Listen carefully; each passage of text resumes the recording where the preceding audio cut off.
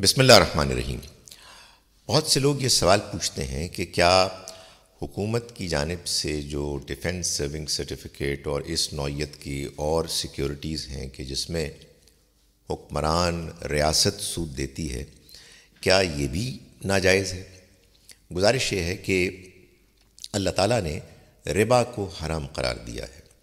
اور ربا اس چیز کو کہتے ہیں، اس ارینجمنٹ کو، اس معاہدے کو کہتے ہیں جس میں جو قرض دینے والا ہے، رقم دینے والا ہے، وہ اس سے کہ جس کو اس نے اپنی رقم دی اصل ویلیو سے زیادہ مانگتا ہے، چاہے رقم دینے والا کامیاب ہے، اس کا کاروبار میں منافع ہے یا نہیں ہے۔ جب ہم یہ دیکھتے ہیں کہ حکمران ریاست وہ رقم کے جو وہ وصول کر رہے ہیں عام آدمی سے، وہ کیسے واپس کرتے ہیں؟ فرض کیجئے کہ وہ کسی کاروباری پروجیکٹ میں لگاتے ہیں اور اس پروجیکٹ سے اگر منافع ہو رہا ہے تو اس سے وہ رقم ادا کرتے ہیں تو کوئی مسئلہ نہیں ہے، یعنی اس صورت میں تو یہ بالکل ایک جائز چیز ہوگی۔ لیکن اگر فرض کیجئے کہ وہ اس رقم کی واپسی کے لیے اپنے ہی لوگوں پر ٹیکس لگاتے ہیں اور اس ٹیکس کے ذریعے سے وہ اصل رقم بھی اور سود کو بھی واپس کرتے ہیں، تو یہ تو ظاہر ہے کہ جو بوجھ حکمرانوں پر تھا وہ انہوں نے عام لوگوں تک منتقل کر دیا، تو اس صورت میں یہ واپسی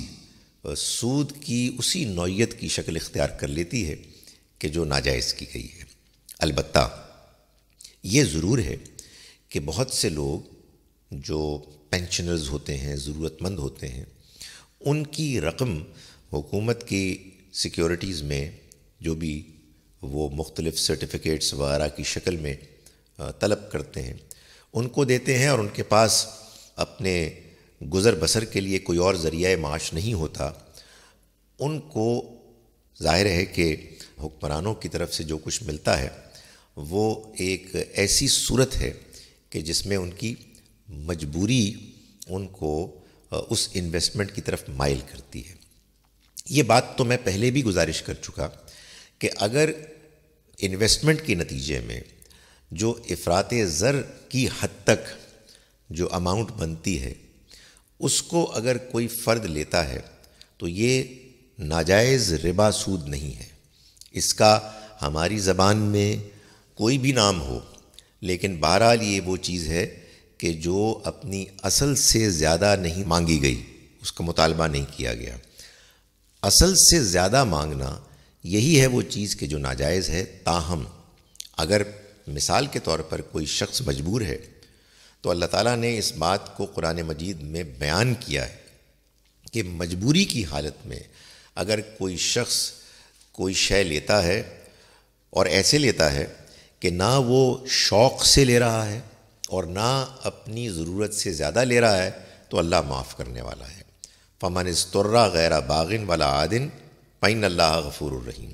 جو کوئی مجبور ہو گیا اور اس نے بغیر شوق کے اور اتنا جتنی اس کی ضرورت ہے اتنا لیا تو اللہ معاف کرنے والا ہے۔